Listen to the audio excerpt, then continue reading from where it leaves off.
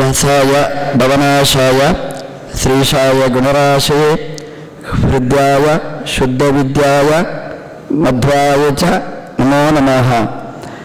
ನಮಸ್ತೆ ಪ್ರಾಣೇಶ ಪ್ರಣತವಿಭವಾಯ ವನಿಮಗಾಃ ನಮಃ ಸ್ವಾಮಿನ್ ರಾಮಪ್ರಿಯತಮ ಹನುಮನ್ ಗುರುಗುಣ ನಮಸ್ತುಭ್ಯಂ ಭೀಮ ಪ್ರಬಲತಮ ಕೃಷ್ಣೇಷ್ಟ ಭಗವನ್ ನಮಃ ಶ್ರೀಮನ್ಮಧ್ವಾ ಪ್ರದಿಶ ಸುದೃಶನ್ನೋ ಜಯ ಜಯ. ತಪೋ ವಿದ್ಯಾ ವಿರಕ್ತ್ಯಾದಿ ಸದ್ಗುಣೌಘಾಕರಾನಹಂ ವಾದಿರಾಜಗುರೂನ್ ವಂದೇ ಹಯಗ್ರೀವ ಪದಾಶ್ರಯಾನ್. ಮೂಕೋಪಿ ಯತ್ಪ್ರಸಾದೇನ ಮುಕುಂದ ಶಯನಾಯತೆ ರಾಜರಾಜಾಯತೆ ರೀಪಾಃ ರಾಘವೇಂದ್ರಂ ತಮಾಶ್ರಯೇ. ಬ್ರಹ್ಮಚರ್ಯ ಹರಿಪ್ರೀತಿ ಸುವಿದ್ಯಾವಾದಶಾಲಿನಾಃ ಇಷ್ಟದಾನ್ ಕಷ್ಟಹರ್ತॄನ್ನಃ ವಿದ್ಯಾಮಾನ್ಯಾನ್ ಮುನೀನ್ ನಮಃ. ಆಪಾದಮೌಲಿಪರ್ಯಂತಂ ಗುರುಣಾಮಾಕೃತಿಂ ಸ್ಮರೇತ್ ತೇನ ವಿಘ್ನಾಃ ಪ್ರಣಶ್ಯಂತಿ ಸಿದ್ಧ್ಯಂತಿ ಚ ಮನೋರಥಾಃ. ಶ್ರೀ ಗುರುಭ್ಯೋ ನಮಃ.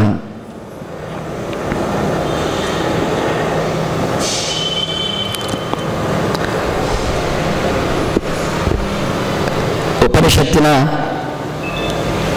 ಒಂದು ಅಂಶ, ಒಂದು ಭಾಗ ನಾವು ನಿನ್ನೆ ನೋಡಿದ್ದೇವೆ. ಅದರ ಮುಂದುವರಿದ ಭಾಗ ಇವತ್ತು ನೋಡೋದಾದರೆ ಇಂದ್ರಿಯೇಭ್ಯ ಪರಾಶರ್ತಾಃ ಅರ್ಥೇಭ್ಯಶ್ಚ ಪರಮ್ಮನಃ ಮನಸಸ್ತು ಪರಾ ಬುದ್ಧಿ ಬುದ್ಧೇರಾತ್ಮ ಮಹನ್ ಪರಃ ಮಹತಃ ಪರಮವ್ಯಕ್ತಂ ಅವ್ಯಕ್ತಾತ್ ಪುರುಷಾತ್ ಪರಃ ಪುರುಷಾತ್ ಕಿಂಚಿತ್ ಸಾಕಾಷ್ಟ ಸಾ ಪರಾಗತಿ. ಇದು ಕಠೋಪನಿಷತ್ತಲ್ಲಿ ಬರತಕ್ಕಂತಹ ಒಂದು ಮಂತ್ರ. ನಿನ್ನೆ ಹೇಳಿದ ಹಾಗೆ ಉಪನಿಷತ್ತಿನ ಸಾರ ಅದು ಭಗವದ್ಗೀತೆ.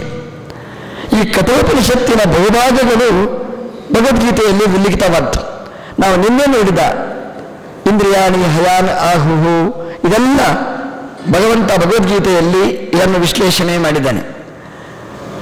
ಹಾಗೆಯೇ ಈ ಇಂದ್ರಿಯಗಳಿಗಿಂತ ಯಾವುದು ಶ್ರೇಷ್ಠ ಇದರ ವಿಶ್ಲೇಷಣೆಯು ಭಗವದ್ಗೀತೆಯಲ್ಲಿ ಬಂದಿದೆ. ಇಂದ್ರಿಯಾಣಿ ಪರಾಣ್ಯಾಹು, ಇದು ಭಗವದ್ಗೀತೆಯ ವಾಕ್ಯ.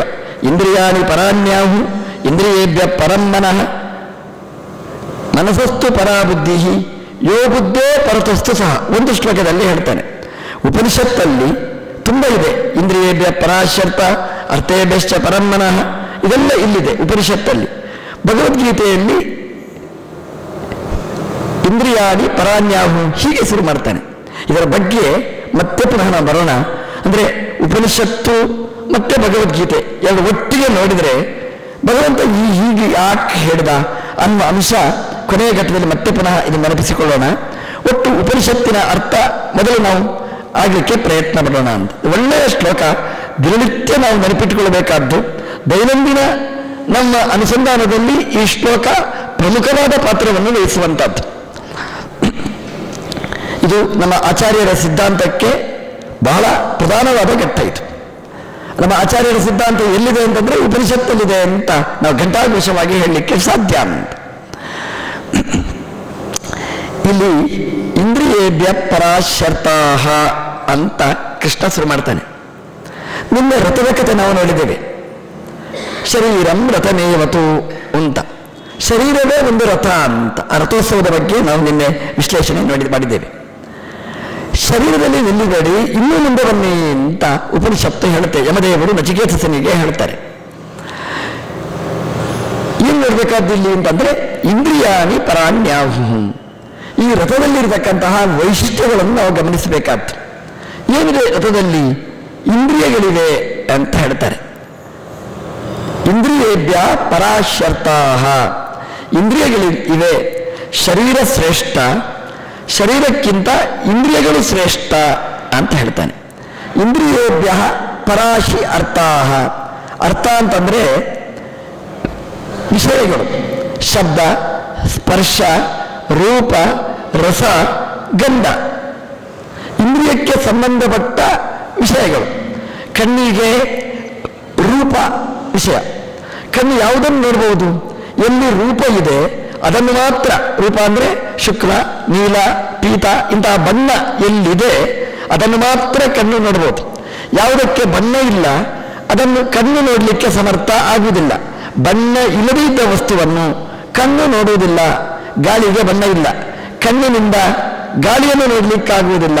ಅಂದರೆ ಕಣ್ಣಿಗೆ ಗೋಚರವಾಗುವಂತಹದ್ದು ರೂಪ, ನಾಲಿಗೆಗೆ ಗೋಚರ ಆಗುವಂತಹದ್ದು ರಸ. ರುಚಿಯನ್ನು ಕಣ್ಣಿನಿಂದ ನೋಡಲಿಕ್ಕಾಗುವುದಿಲ್ಲ. ಊಟದಲ್ಲಿ ತುಂಬಾ ಎಕ್ಸ್ಪರ್ಟ್ ಆದರೆ ಸಮರ್ಥರಾಗ್ತಾರೆ, ಸಾರು ನೋಡಿಯೇ ಟೇಸ್ಟ್ ಹೇಳ್ತಾರೆ, ಅದು ಬೇರೆ ಬಿಡಿ. ಆದರೆ ಕಣ್ಣಿಗೆ ಗೊತ್ತಾಗೋದಿಲ್ಲ, ನಾಲಿಗೆಗೆ ಗೊತ್ತಾಗೋದು. ನಾಲಿಗೆ ಟೇಸ್ಟ್ ತೋರಿಸಿಕೊಡ್ತದೆ. ರಸನೇಂದ್ರಿಯಕ್ಕೆ ಸಂಬಂಧಪಟ್ಟದ್ದು. ಗಂಧ, ಪರಿಮಳ ಅದನ್ನು ಮೂಸುವಂತಹದ್ದು ಮೂಗಿನ ಸಾಮರ್ಥ್ಯ. ಕಣ್ಣಿನಿಂದ ಪರಿಮಳ ಏನು ಅಂತ ತಿಳ್ಕೊಳ್ಳಿಕ್ಕಾಗುವುದಿಲ್ಲ. ಶಬ್ದ ಅದು ಕಿವಿಗೆ ಗೋಚರ ಆಗುವಂತಹದ್ದು, ಕಿವಿಯಿಂದ ಶಬ್ದವನ್ನು ಕೇಳಬಹುದು. ರೂಪ, ರಸ, ಗಂಧ, ಸ್ಪರ್ಶ, ಇದು ಬಿಸಿ, ಇದು ತಣ್ಣಗೆ ನೋಡಿ ಹೇಳಲಿಕ್ಕಾಗುವುದಿಲ್ಲ, ಮುಟ್ಟಿ ಹೇಳಬೇಕು. ತ್ವಗಿಂದ್ರಿಯದಿಂದ ಅದರ ಸ್ಪರ್ಶ ಗೊತ್ತಾಗ್ತದೆ. ಹೀಗೆ ಗಂಧ ಮೂಗಿನಿಂದ, ಹೀಗೆ ಶಬ್ದ, ಸ್ಪರ್ಶ, ರೂಪ, ರಸ, ಗಂಧ ಇದು ಇಂದ್ರಿಯಗಳಿಗೆ ಸಂಬಂಧಪಟ್ಟದ್ದು. ಇಂದ್ರಿಯೇಭ್ಯ ಪರಹ್ಯರ್ಥಾಃ, ಈ ವಿಷಯಗಳು ಶ್ರೇಷ್ಠ ಅಂತ. ಅರ್ಥೇಭ್ಯಶ್ಚ ಪರಂ ಮನಃ ಅಂತ. ಈ ಶಬ್ದ ಸ್ಪರ್ಶ ರೂಪದ ಗಂಧಗಳಿಗಿಂತ ಶ್ರೇಷ್ಠವಾದ್ದು ಅದು ಮನಸ್ಸು ಅಂತ ಹೇಳ್ತಾರೆ. ಮನಸ್ಸಿಗಿಂತ ಶ್ರೇಷ್ಠವಾದ್ದು ಬುದ್ಧಿ. ಮನಸ್ಸಸ್ತು ಪರಾ ಬುದ್ಧಿ. ಬುದ್ಧಿಗಿಂತ ಶ್ರೇಷ್ಠವಾದ್ದು ಬುದ್ಧೇ ಮಹಾನ್ ಪರಹ. ಮಹತ್ ತತ್ವ ಅದು ಶ್ರೇಷ್ಠ, ದೊಡ್ಡ ತತ್ವ. ಮೊದಲು ಹುಟ್ಟಿದ ತತ್ವದಲ್ಲಿ ದೊಡ್ಡದು ಮಹತ್ ತತ್ವ, ಬ್ರಹ್ಮದೇವರ ಶರೀರ ಅನಿಸಿಕೊಂಡದ್ದು. ಅದಕ್ಕಿಂತ ದೊಡ್ಡದು ಪ್ರಕೃತಿ, ಎಲ್ಲ ಜಗತ್ತಿಗೆ ಮೂಲಭೂತವಾದ ದ್ರವ್ಯ. ಅದಕ್ಕಿಂತ ದೊಡ್ಡದು ಭಗವಂತ. ಸಾ ಕಾಷ್ಟ ಸಾ ಪರಾಗತಿ. ಆ ವಿಷ್ಣುವಿಗಿಂತ ಭಗವಂತನಿಗಿಂತ ಮಿಗಿಲಾದದ್ದು ಯಾವುದೂ ಇಲ್ಲ, ಕೊನೆಗೆ ಅದು ಅಂತ. ಒಂದು ರೀತಿಯಲ್ಲಿ ತಾರತಮ್ಯವನ್ನು ಹೇಳ್ತದೆ, ಜಡದ ತಾರತಮ್ಯ ಹೇಳಿದ ಹಾಗುಂಟು. ಅಂದರೆ ಶರೀರಕ್ಕಿಂತ ಇಂದ್ರಿಯ ದೊಡ್ಡದು, ಇಂದ್ರಿಯಕ್ಕಿಂತ ವಿಷಯಗಳು ಶಬ್ದಾದಿಗಳು ದೊಡ್ಡದು, ಶಬ್ದಾದಿಗಳಿಗಿಂತ ಅದನ್ನು ತಿಳಿಸಿಕೊಡುವ ಮನಸ್ಸು ದೊಡ್ಡದು, ಮನಸ್ಸಿಗಿಂತ ಅದನ್ನು ನಿಯಂತ್ರಣ ಮಾಡುವ ಬುದ್ಧಿ ದೊಡ್ಡದು, ಬುದ್ಧಿಗಿಂತ ಮಹತ್ತತ್ವ ದೊಡ್ಡದು, ಮಹತ್ತತ್ವಕ್ಕಿಂತ ದೊಡ್ಡದಾದ್ದು ಪ್ರಕೃತಿ, ಅದಕ್ಕಿಂತ ದೊಡ್ಡದಾಗಿರ್ತಕ್ಕಂಥದ್ದು ಪ್ರಕೃತಿಗೆ ನಿಯಾಮಕನಾದ ಭಗವಂತ ಅಂತ ಒಟ್ಟು ತಾರತಮ್ಯವನ್ನು ಈ ಮಂತ್ರದ ಮೂಲಕ ಯಮದೇವರು ನಚಿಕೇತನಿಗೆ ಹೇಳ್ತಾರೆ. ಅಂದರೆ ಈ ಶ್ಲೋಕದ ಅರ್ಥವನ್ನು ನಾವು ಮನನೆ ಮಾಡಿದರೆ ಯಮದೇವರ ಭಯ ಇಲ್ಲ ಅಂತ. ಇದನ್ನು ನಾವು ವಿಶ್ಲೇಷಣೆ ಮಾಡಿದರೆ ಇಂದ್ರಿಯೇಭ್ಯ ಪರಾಶ್ಯರ್ಥಾಃ, ಇಲ್ಲಿಂದ ಉಪನಿಷತ್ತು ಪ್ರಾರಂಭ ಆಗುತ್ತೆ. ಭಗವದ್ಗೀತೆ ಎಲ್ಲಿಂದ ಪ್ರಾರಂಭ ಆಗುತ್ತೆ? ಇಂದ್ರಿಯಾಣಿ ಪರಾಣಿ ಆಹುಹು, ಅಲ್ಲಿಂದ ಭಗವದ್ಗೀತೆ ಪ್ರಾರಂಭ ಆಗುತ್ತೆ. ಅಂದರೆ ಉಪನಿಷತ್ತಲ್ಲಿ ಯಾವುದು ಇಲ್ಲ ಅದನ್ನು ಗೀತೆಯಲ್ಲಿ ಭಗವಂತ ವಿಶ್ಲೇಷಣೆ ಮಾಡಿದ್ದಾನೆ. ಉಪನಿಷತ್ತಲ್ಲಿ ಇಂದ್ರಿಯಗಳು ಶ್ರೇಷ್ಠ ಎಂಬ ವಾಕ್ಯ ಇಲ್ಲ, ಇಂದ್ರಿಯಗಳಿಗಿಂತ ವಿಷಯಗಳು ಶ್ರೇಷ್ಠ ಅಂತ ಪ್ರಾರಂಭ ಆಗಿದೆ. ಭಗವದ್ಗೀತೆಯಲ್ಲಿ ಈ ಉಪನಿಷತ್ತಿಗೆ ವ್ಯಾಖ್ಯಾನ ಬರೀತಾ ದೇವರು ಹೇಳ್ತಾನೆ ಇಂದ್ರಿಯಗಳು ಶ್ರೇಷ್ಠ, ಇಂದ್ರಿಯಾಣಿ ಪರಾಣಿ ಆಹುಹು, ಅಲ್ಲಿಂದ ಭಗವದ್ಗೀತೆ ಪ್ರಾರಂಭ ಆಯಿತು. ಉಪನಿಷತ್ತನ್ನು ಇನ್ನು ಮುಂದುವರಿಸಿ ಓದಬೇಕು, ಇಂದ್ರಿಯಗಳಿಗಿಂತ ಶಬ್ದಾದಿಗಳು ಶ್ರೇಷ್ಠ ಅಂತ. ಏನು ಹೇಳ್ತಾರೆ ಭಗವದ್ಗೀತೆಯ ಹಿನ್ನೆಲೆಯಲ್ಲಿ ಉಪನಿಷತ್ತು ನಾವು ಅರ್ಥ ಮಾಡಿಕೊಂಡರೆ ಇಂದ್ರಿಯಾಣಿ ಪರಾಣಿ ಆಹುಹು, ಶರೀರ ದೊಡ್ಡದು ಅಂತ ನಮ್ದಿಂದ ಕಥೆ ಕೇಳಿದ್ದೇವೆ. ಯಾಕಂದ್ರೆ ಶರೀರ ಇದ್ರೆ ನಾವು ಎಲ್ಲಿಯೂ ಹೋಗ್ಬೋದು, ನಾವು ದಶರಥನೋ ಶತರಥರೋ ಏನೋ ಆಗ್ಬೋದು, ನಾವು ಎಲ್ಲಿ ಬೇಕಾದರೂ ಹೋಗಲಿಕ್ಕೆ ಸಾಧ್ಯ ಈ ದೇಹದ ರಥದ ಮೂಲಕ ಅಂತ. ದೇಹ ದೊಡ್ಡದು ಸತ್ಯ, ಈ ದೇಹವಿದ್ರೆ ನಾವೇನು ಮಾಡಲಿಕ್ಕೆ ಸಾಧ್ಯ? ಏನು ಮಾಡಬೇಕಾದ್ರೂ ದೇಹ ಬೇಕೇ ಬೇಕು ಅಂತ. ಈ ದೇಹಕ್ಕಿಂತ ದೊಡ್ಡದು ಇಂದ್ರಿಯಗಳು ಅಂತ ಕೃಷ್ಣ ಭಗವದ್ಗೀತೆಯಲ್ಲಿ ಉಪನಿಷತ್ತಿಗೆ ವ್ಯಾಖ್ಯಾನ ಬರೀತಾ ಹೇಳ್ತಾನೆ. ಇಂದ್ರಿಯಗಳು ಶ್ರೇಷ್ಠ ಅಂತ ನೀವೇ ತೀರ್ಮಾನ ಮಾಡಿ, ಶರೀರ ದೊಡ್ಡದ ಇಂದ್ರಿಯಗಳು ದೊಡ್ಡದ? ಕೃಷ್ಣ ಹೇಳ್ತಾನೆ ಶರೀರ ದೊಡ್ಡದು, ಅದಕ್ಕಿಂತಲೂ ಶ್ರೇಷ್ಠವಾದ್ದು ಇಂದ್ರಿಯ ಅಂತ. ಹೌದಾ ಅಲ್ವಾ ಅಂತ ನಮ್ಮ ಜಿಜ್ಞಾಸೆ. ಶರೀರ ದೊಡ್ಡದ ಇಂದ್ರಿಯ ದೊಡ್ಡದ? ನೀವೇ ಆಲೋಚನೆ ಮಾಡಿ. ಈ 40 ಬರುವ ವಯಸ್ಸಿರ್ತೇವೆ ನೋಡಿ, 40 ವರ್ಷ ಆಗುತ್ತೆ. ಆಗ ಮೊದಲು ನಮಗೆ ಅಕ್ಷರ ಕಾಣಿಸುವುದಿಲ್ಲ, ತುಂಬ ತಲೆಬಿಸಿ ಆಗುತ್ತೆ. ಅಯ್ಯೋ ಕಣ್ಣು ಹೋಯ್ತು ಇನ್ನೇನು ಮಾಡೋದು ಅಂತ ಡಾಕ್ಟರ್ ಹತ್ರ ಹೋಗ್ತೇವೆ. ಡಾಕ್ಟ್ರೇ ಅಕ್ಷರ ಕಾಣಿಸುವುದಿಲ್ಲ, ಕಣ್ಣು ಕಾಣಿಸುವುದಿಲ್ಲ, ಏನು ಮಾಡಲಿ ಅಂತ. ಡಾಕ್ಟರ್ ಕೇಳ್ತಾರೆ ನಿಮಗೆ ವರ್ಷ ಎಷ್ಟು? 40. ಕರೆಕ್ಟ್ ಇದ್ದೀನಿ ನೀನು ಅಂತ ಹೇಳ್ತಾರೆ. ಯಾಕಂದ್ರೆ 40 ಒಂದು ಕನ್ನಡಕ ಹಾಕು ಸರಿ ಹೋಗುತ್ತೆ ಅಂತ ಹೇಳ್ತಾರೆ. ಅಂದರೆ ಕಣ್ಣು ಯಾವಾಗ ಕಾಣುವುದಿಲ್ಲ ನಮಗೆ ಭಯ ಪ್ರಾರಂಭ ಆಗುತ್ತೆ. 40 ವರ್ಷದ ತನಕ ನಿರ್ಭೀತರಾಗಿ ಓಡಾಡ್ತೇವೆ. 40 ವರ್ಷ ಬಂದಾಗ ದೇವರು ಹೇಳಿದ, ಇಷ್ಟು ಅವಧಿ ನಿನಗೆ ಕೊಟ್ಟಿದ್ದೇನೆ, ನನ್ನ ನೆನಪು ಮಾಡಲಿಲ್ಲ ನೀನು, ಹಾಗಾಗಿ ಒಂದೊಂದೇ ಸ್ಕ್ರೂ ಟೈಟ್ ಮಾಡ್ಕೊಂಡು ಬರ್ತೇನೆ, ಒಂದೊಂದೇ ಮೈನಸ್ ಮಾಡ್ತಾ ಬರ್ತೇನೆ. ಮೊದಲು ಮೈನಸ್ ಮಾಡಿದೆ ಕಣ್ಣಿಗೆ ಪೆಟ್ಟು. ಯಾಕಂದರೆ ಕಣ್ಣಿನಿಂದ ನೋಡಿ ಅಲ್ಲ ಇಷ್ಟು ಹಾರಾಡೋದು, ಸ್ವಲ್ಪ ಹಾರಾಡು, ನಿಲ್ಲಿಸು. ಯಾವಾಗ ಚಶ್ಮಾ ಬಂತು ಸ್ವಲ್ಪ ಇಳಿತಾನೆ.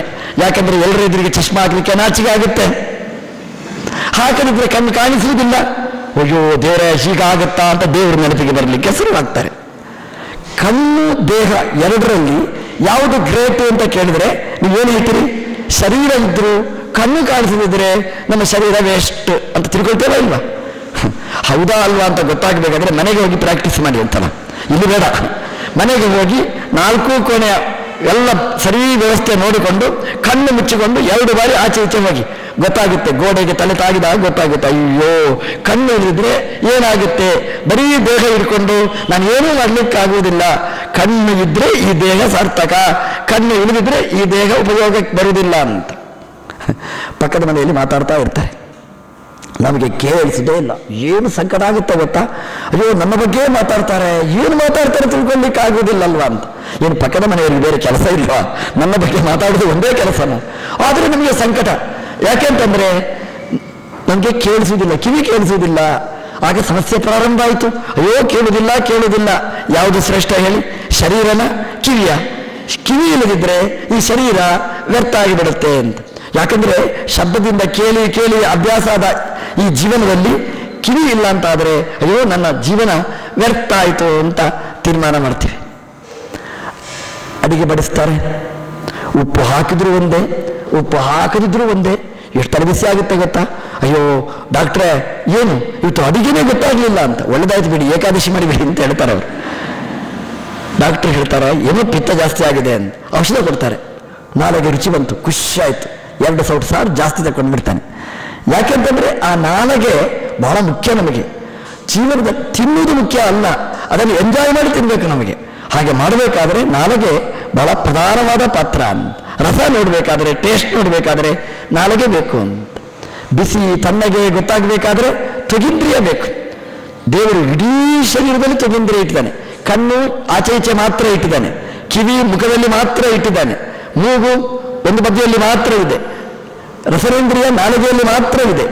ಆದರೆ ತ್ವಗಿಂದ್ರಿಯ ಬರೀ ಕೈಯಲ್ಲಿ ಮಾತ್ರ ಅಲ್ಲ. ಬಿಸಿ ಗೊತ್ತಾಗಬೇಕಾದ್ರೆ ಬರೀ ಕೈ ಅಲ್ಲ, ಕಾಲಲ್ಲಿ ಕೆಂಡ ಮುಟ್ಟಿದ್ರೂ ಬಿಸಿ ಗೊತ್ತಾಗುತ್ತೆ, ಬೆನ್ನಲ್ಲಿ ಮುಟ್ಟಿದ್ರೂ ಬಿಸಿ ಗೊತ್ತಾಗುತ್ತೆ. ಎಲ್ಲಿ ಗೊತ್ತಾಗುವುದಿಲ್ಲ ಹೇಳಿ? ತ್ವಗಿಂದ್ರಿಯ ಅದನ್ನು ಇಡೀ ದೇಹದಲ್ಲಿ ಕಾಲಿನಿಂದ ತಲೆಯ ತನಕ ಇಟ್ಟಿದ್ದಾನೆ ಭಗವಂತ. ಒಂದೇ ಇಂದ್ರಿಯ ನಮಗೆ ಇಡೀ ದೇಹದಲ್ಲಿ ಇಟ್ಟದ್ದು, ಬೇರೆ ಯಾವುದನ್ನು ಇಡಲಿಲ್ಲ. ದೇವರು ಏನು ಹೇಳ್ತಾನೆ ಗೊತ್ತಾ? ತ್ವಗಿಂದ್ರಿಯ ಮಾತ್ರ ಅಲ್ಲ, ಕಣ್ಣು ನಿಮಗೆ ಇಡೀ ದೇಹದಲ್ಲಿ ಇಡ್ತಿದ್ದೆ, ಆದರೆ ಇಟ್ಟಿದ್ರೆ ನಾನೇ ದೇವರು ಅಂತ ಭ್ರಮಿಸಿ ಬಿಡ್ತಿದ್ದಿ, ಹಾಗಾಗಿ ನಿನಗೆ ಇಡ್ಲಿಲ್ಲ, ನನಗೆ ಮಾತ್ರ ಇಟ್ಟುಕೊಂಡಿದ್ದೇನೆ ಅಂತ. ನಮ್ಮ ದೇವರಿಗೆ ಮೈಯೆಲ್ಲ ಕಣ್ಣು. ಕೃಷ್ಣ ಹಾಲು ಕುಡಿತಿದ್ದಂತೆ. ಹಾಲು ಕುಡಿಯುವಾಗ ಹಿಂಬದಿಯಲ್ಲಿ ಹೆಣ್ಮಕ್ಳು ಬಂದರೆ ಗೊತ್ತಾಗ್ತದೆ, ಓಡಿಬಿಡ್ತಿದ್ದಂತೆ. ಆಗ ಪ್ರಶ್ನೆ ಕೇಳಿದ್ರು ಕೃಷ್ಣನ ಹತ್ರ, ಕೃಷ್ಣ ನೀನು ಎದುರಿನೋದೆ ಹಾಲು ಕುಡಿತಾ ಇದ್ದಿ, ಹಿಂಬದಿಯಿಂದ ಗೋಪಿಗೆಯರು ಹೋದ್ರೆ ನಿನಗೆ ಹೇಗೆ ಗೊತ್ತಾಗ್ತಿತ್ತು ಅಂತ. ಅದು ಕೃಷ್ಣ ಹೇಳಿದ, ನನಗೆ ಕಣ್ಣು ಇಲ್ಲಿ ಮಾತ್ರ ಅಲ್ಲ, ಹಿಂಬದಿಯಲ್ಲೂ ಫಿಕ್ಸ್ ಆಗಿಬಿಟ್ಟಿದೆ ಅಂತ. ನಮ್ಮ ದೇವರಿಗೆ ಮಾತ್ರ ಅವನು ಸಹಸ್ರಾಕ್ಷ, ಮೈಯೆಲ್ಲ ಕಣ್ಣು. ಹಾಗೆ ನಮಗೆ ಮೈಯೆಲ್ಲ ಕಣ್ಣು ಕೊಡಲಿಲ್ಲ ದೇವರು. ಯಾಕಂದ್ರೆ 2 ಕಣ್ಣಿದ್ದೇ ಇಷ್ಟು ಹಾಡ್ತೇವೆ, ಮೈಯೆಲ್ಲ ಕಣ್ಣಿದ್ರೆ ಏನಾಗ್ಬಿಡ್ತಿತ್ತು, ಸಾಕು ನಿಮಗೆ 2 ಕಣ್ಣು ಅಂತ. ಆದರೆ ಇಡೀ ದೇಹದಲ್ಲಿ ಇಂದ್ರಿಯ ಇಡ್ಲಿಕ್ಕೆ ಸಾಧ್ಯ ಅಂತ ಭಗವಂತ ತೋರಿಸಿ ತ್ವಗಿಂದ್ರಿಯವನ್ನು ಮಾತ್ರ ಇಡೀ ದೇಹದಲ್ಲಿ ಇಟ್ಟಿದ್ದ. ಒಂದು ವೇಳೆ ನಾಲಿಗೆ ಒಂದು ಕಾಲಲ್ಲೂ ಇಟ್ಟಿದ್ರೆ, ಕಾಲನ್ನು ಸಾರಿನ ಪಾತ್ರಕ್ಕೆ ಹಾಕಿದ್ರೆ ಏನಾಗ್ತಿತ್ತು ಕತೆ. ಹಾಗಾಗಿ ಬೇಡ, ಅದು ಇಲ್ಲಿ ಮಾತ್ರ ಭಗವಂತ ಇಟ್ಟಿದ್ದಾನೆ ಅಂತ.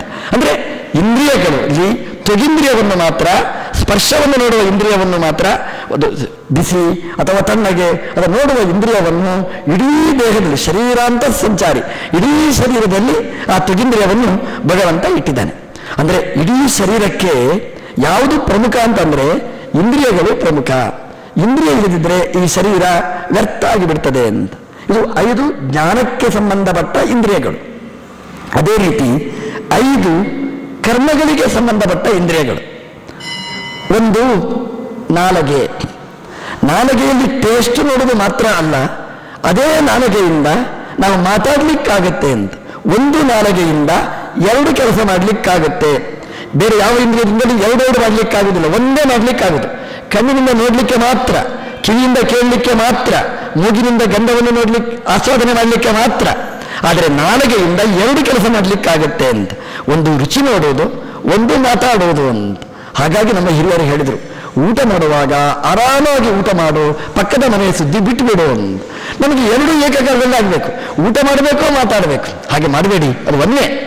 ಯಾಕೆಂತಂದ್ರೆ ಮಾತಾಡಬೇಕಾದ್ರೆ ಒಳಗಿನಿಂದ ಗಾಳಿ ಹೊರಗೆ ಬರಬೇಕು. ಅಂದರೆ ಬರುವ ವಾಹನಗಳು ಇರ್ತವೆ. ತಿನ್ನುವುದು ಅಂದರೆ ಎಲೆಯಿಂದ ತೆಗೆದು ಒಳಗೆ ಹಾಕೋದು. ಅಂದರೆ ಒಂದೇ ಕಾಲದಲ್ಲಿ ಹೊರಗೂ ಬರುವುದು ಒಳಗೂ ಹೋಗುವುದು ಅಂತಂದರೆ ಅದು ಗಂಟಲಲ್ಲಿ ಸಿಕ್ಕಿಕೊಳ್ತದೆ. ಆ ಕೆಲಸ ಮಾಡಲಿಕ್ಕೆ ಹೋಗಬೇಡ. ಊಟ ಮಾಡುವಾಗ ಆರಾಮವಾಗಿ ಊಟ ಮಾಡು, ಅಂದರೆ ಮಾತಾಡದೆ ಊಟ ಮಾಡು. ಅದನ್ನು ಯಜ್ಞ ಅಂತ ನಮ್ಮ ಹಿರಿಯರು ಗುರುತಿಸಿದರು. ಅಂದರೆ ಊಟ ಮಾಡುವಾಗ ಮಾತಾಡುವುದನ್ನು ನಿಲ್ಲಿಸು.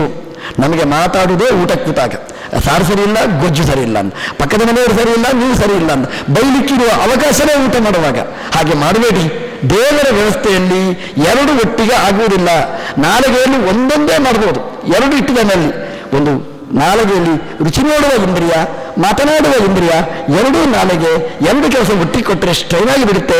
ಆ ಕೆಲಸ ಮಾಡಬೇಡಿ, ಬಿಟ್ಟುಬಿಡಿ. ಊಟ ಮಾಡುವಾಗ ಆರಾಮವಾಗಿ ಮಾಡಿ ಅಂತ ನಮ್ಮ ದೇವರು ಹೇಳಿದ. ಅಹಂ ವೈಶ್ವಾನರೋ ಭೂತ್ವ ಅಂತ. ನಾಲಿಗೆಯಲ್ಲಿ ಎರಡು ಇಂದ್ರಿಯ ಭಗವಂತ ಒಟ್ಟಿಗೆ ಇಟ್ಟಿದ್ದಾನೆ. ರುಚಿಯೂ ನೋಡ್ಲಿಕ್ಕಾಗತ್ತೆ, ಮಾತಾಡ್ಲಿಕ್ಕೂ ಆಗತ್ತೆ ಅಂತ. ನಮ್ಮ ದೇವರದ್ದು ಎಲ್ಲ ಇಂದ್ರಿಯನೂ ಹಾಗೆ. ಕಣ್ಣಿಂದ ನೋಡುವುದು ಮಾತ್ರ ಅಲ್ಲ, ಕಣ್ಣಿಂದ ಟೇಸ್ಟ್ ನೋಡ್ತಾನೆ ಭಗವಂತ, ಕಣ್ಣಿನಿಂದ ಶಬ್ದವನ್ನು ಕೇಳ್ತಾನೆ, ಕಣ್ಣಿನಿಂದ ಬಿಸಿ ತಣ್ಣಗೆ ನೋಡ್ತಾನೆ. ದೇವರು ತೋರಿಸಿಕೊಟ್ಟ ಒಂದು ಭಾಗದಲ್ಲಿ ಎರಡು ಇಂದ್ರಿಯವನ್ನು ಇಟ್ಟು ಎಲ್ಲ ಇಂದ್ರಿಯದ ಕೆಲಸ ಒಂದು ಇಂದ್ರಿಯ ಮಾಡಲಿಕ್ಕಾಗುತ್ತೆ ನನ್ನಲ್ಲಿ ಅಂತ ಭಗವಂತ ತೋರಿಸಿದ್ದಾನೆ. ಸ್ಯಾಂಪಲ್ ಅಷ್ಟೇ. ಹಾಗಾಗಿ ಒಂದರಲ್ಲಿ ಎರಡು ಇಂದ್ರಿಯವನ್ನು ಭಗವಂತ ಇಟ್ಟಿದ್ದಾನೆ. ಹಾಗಾಗಿ ನಾಲಿಗೆಯಲ್ಲಿ ಜ್ಞಾನ ಇಂದ್ರಿಯ, ಅದು ಕರ್ಮೇಂದ್ರಿಯ ಎರಡೂ ಹೌದು. ಹಾಗಾಗಿ ಮಾತಾಡುವ ಇಂದ್ರಿಯ ಅಂದರೆ ಕರ್ಮೇಂದ್ರಿಯ, ಅದು ಮಾತನಾಡುವ ಇಂದ್ರಿಯ, ಅದು ನಾಲಿಗೆ. ದೇವರು ಕೊಟ್ಟ ದೊಡ್ಡ ಸಂಪತ್ತು ಅಂತ ಉಪನಿಷತ್ತು ಹೇಳುತ್ತೆ. ನಾಲಿಗೆಯನ್ನು ಒಂದು ನೋಡಿದರೆ ಸಾಕು, ದೇವರು ನಮ್ಮ ಮೇಲೆ ಮಾಡಿದ ಅನುಗ್ರಹ ಪರಮಾವಧಿ. ಇದಕ್ಕಿಂತ ಹೆಚ್ಚಿನ ಅನುಗ್ರಹ ಮಾಡಲಿಕ್ಕೆ ಸಾಧ್ಯ ಇಲ್ಲ ಅಂತ. ಯಾರಿಗೂ ಮಾಡದೇ ಇದ್ದ ಅನುಗ್ರಹ ನಮಗೆ ಮನುಷ್ಯರಿಗೆ ಭಗವಂತ ಮಾಡಿದ್ದಾನೆ ಅಂತ. ಯಾಕೆಂತಂದ್ರೆ ಈ ನಾಲಿಗೆಯ ಮಾತನಾಡುವ ಸಾಮರ್ಥ್ಯ ಯಾರಿಗಾದರೂ ಉಂಟಾ ಅಂತ ನೋಡಿ. ಬೇರೆ ಪ್ರಾಣಿಗಳಿವೆ, ಪಕ್ಷಿಗಳಿವೆ, ಬೇರೆ ಜಂತುಗಳಿವೆ, ಯಾರಿಗೂ ಇಲ್ಲದೇ ಇದ್ದ ಸಂಪತ್ತು ದೇವರು ನಮಗೆ ಮಾತ್ರ ಕೊಟ್ಟಿದ್ದಾನೆ. ಇತರ ಪ್ರಾಣಿಗಳಿಗೆ ಅಸೂಯೆ ಬರುವ ರೀತಿಯಲ್ಲಿ ಮಾಡಿದ್ದಾನೆ ಅಂತ.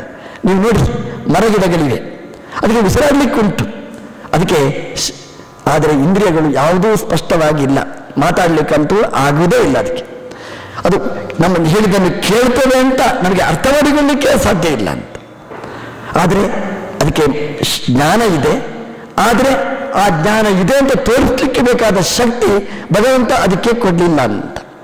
ಈ ರಾಮಾಯಣದಲ್ಲಿ, ಭಾಗವತದಲ್ಲಿ ರಾಮ, ಕೃಷ್ಣರು, ಗೋಪಿಕೆಯರು ಮಾತಾಡಿದರು ಅಂತ ಹೇಳ್ತಾರೆ. ರಾಮ ಮರಗಿಡಗಳಲ್ಲಿ ಮಾತಾಡಿದ ಅಂತ ಹೇಳ್ತಾರೆ.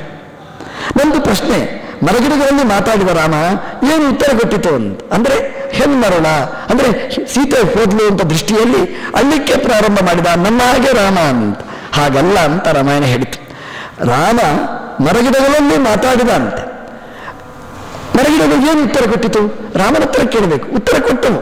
ರಾಮ ಅದನ್ನು ಕೇಳುವ ಶಕ್ತಿ ಉಳ್ಳವನಾಗಿದ್ದ.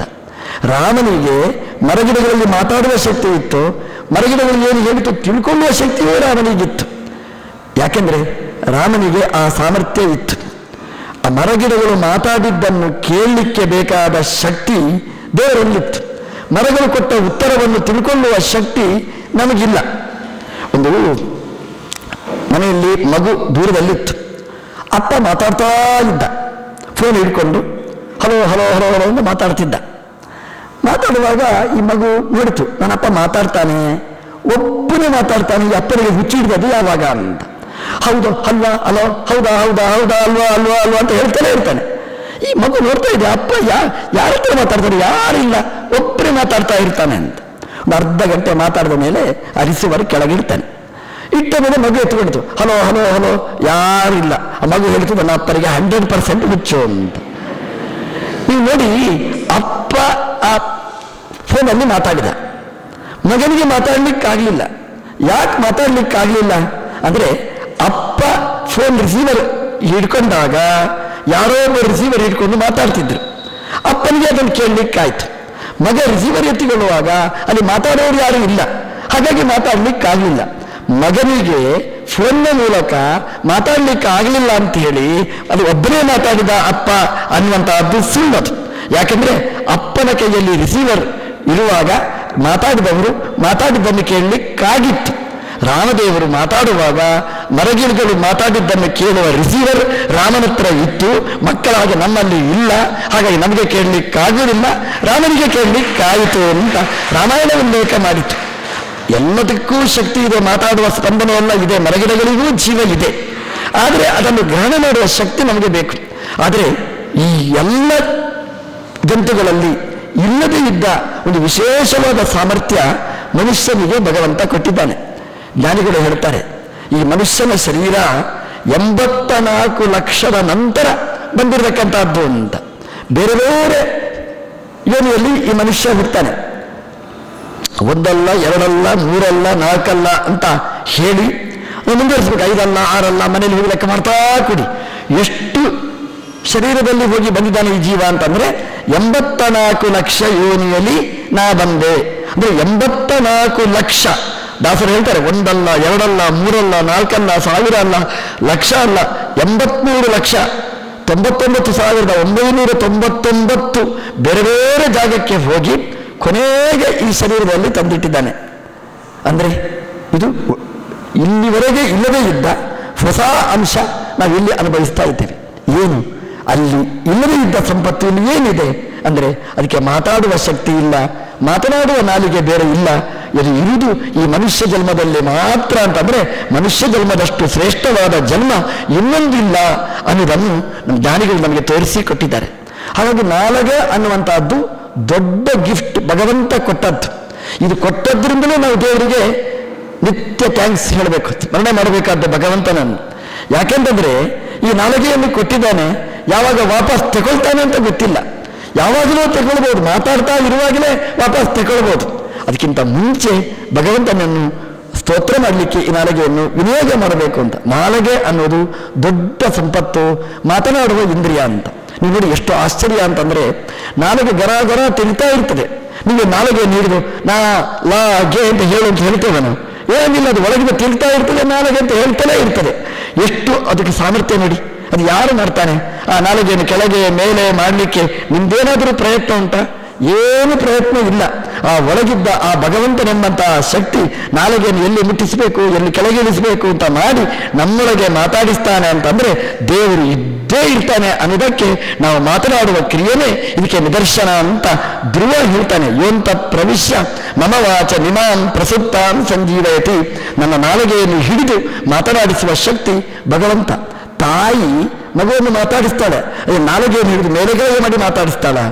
ಆ ಮಗುವಿನೊಳಗೆ ಕೂತ ಭಗವಂತನೇ ಮಾತನಾಡಿಸ್ತಾನೆ. ಎಲ್ಲಿವರೆಗೆ ಮಾತಾಡಿಸ್ತಾನೆ ಅಲ್ಲಿವರೆಗೆ ಮಾತಾಡ್ತೇವೆ. ಅಂದ್ರೆ ನಾಲಿಗೆಯಲ್ಲಿ ಭಗವಂತ ಮಾತನಾಡುವ ಇಂದ್ರಿಯವನ್ನು ಭಗವಂತ ಇಟ್ಟಿದ್ದಾನೆ. ಕಣ್ಣಿಗೆ ಕಾಣಿಸುವುದಿಲ್ಲ, ನಾಲಿಗೆ ನೋಡಿ ನೀವು ಏನು ಕಾಣಿಸುವುದಿಲ್ಲ ಇಂದ್ರಿಯ, ಮಾತಾಡುವ ಶಕ್ತಿ. ಇಷ್ಟು ಚಿಕ್ಕ ಇಂದ್ರಿಯವನ್ನು ಭಗವಂತ ಇದರಲ್ಲಿ ಫಿಕ್ಸ್ ಮಾಡಿದ್ದಾನೆ. ಮೊಬೈಲ್ನ ಸಿಮ್ ಕಾರ್ಡ್ ಆದರೂ ನೋಡ್ಬೋದು, ನಾಲಿಗೆಯಲ್ಲಿ ಇಟ್ಟಿರ್ತಕ್ಕಂತಹ ಇಂದ್ರಿಯ ದೇವರನ್ನು ನಾವು ನೋಡ್ಲಿಕ್ಕಾಗುವುದಿಲ್ಲ. ದೇವರಿಟ್ಟ ದೊಡ್ಡ ಅನುಗ್ರಹ. ಕರ್ಮೇಂದ್ರಿಯದಲ್ಲಿ ಒಂದು ನಾಲಿಗೆ ದೊಡ್ಡ ಸಂಪತ್ತು. ಇದು ಶರೀರಕ್ಕಿಂತ ದೊಡ್ಡದು ಇಂದ್ರಿಯ ನಾಲಿಗೆ, ವಾಕ್ ಅಂತ ಕರೀತಾರೆ. ಪ್ರಾಣಿ ಕೈ ಎಷ್ಟು ಶ್ರೇಷ್ಠವಾದ ಇಂದ್ರಿಯ. ನಾವು ಯಾವುದಕ್ಕೆ ವಿನಿಯೋಗ ಮಾಡ್ತೇವೆ? ಒಳ್ಳೆಯ ಶಬ್ದ ಇದೆ ನಮ್ಮಲ್ಲಿ, ಅವ ಕೈ ಕೊಟ್ಟ, ಮೋಸ ಮಾಡಬೇಕೋಸ್ಕರ ವಿನಿಯೋಗ ಮಾಡ್ತೇವೆ. ಕೈಗೊಟ್ಟ ಅನ್ನುವ ಶಬ್ದ ನಮ್ಮ ಇಡೀ ಜೀವನದ ಚಾರಿತ್ರ್ಯವನ್ನು ಬಿಂಬಿಸುವಂತಹದ್ದು. ನಮ್ಮ ಹಿರಿಯರು ಹೇಳ್ತಾರೆ, ಆ ಕೈಯಲ್ಲಿ ಭಗವಂತ ಕರ್ಮಶಕ್ತಿಯನ್ನು ಇಟ್ಟಿದ್ದಾನೆ ಅಂತ. ಕರ್ಮೇಂದ್ರಿಯಗಳ ಸಂಕೇತ ಕೈಯಿಂದ ಎಲ್ಲ ಕ್ರಿಯೆಗಳನ್ನು ನಾವು ಮಾಡಿಸ್ತೇವೆ. ಅಂದ್ರೆ ಕೈ ಅನ್ನೋದು ಬಹಳ ಮುಖ್ಯ. ಕೈ ಇಲ್ಲ ಅಂತಾದಾಗ ಎಷ್ಟು ಕಷ್ಟಪಡ್ತೇವೆ ನಾವು ಗೊತ್ತಾ? ಏನು ಮಾಡ್ಲಿಕ್ಕಾಗೋದಿಲ್ಲ. ಕೆಲವೊಂದು ಸಲ ಜಗಳ ಆಗುತ್ತೆ, ನಮಗೇನು ಮಾಡ್ಲಿಕ್ಕಾಗೋದಿಲ್ಲ. ಆಗ ನಾವೇನು ಹೇಳ್ತೇವೆ ಗೊತ್ತಾ?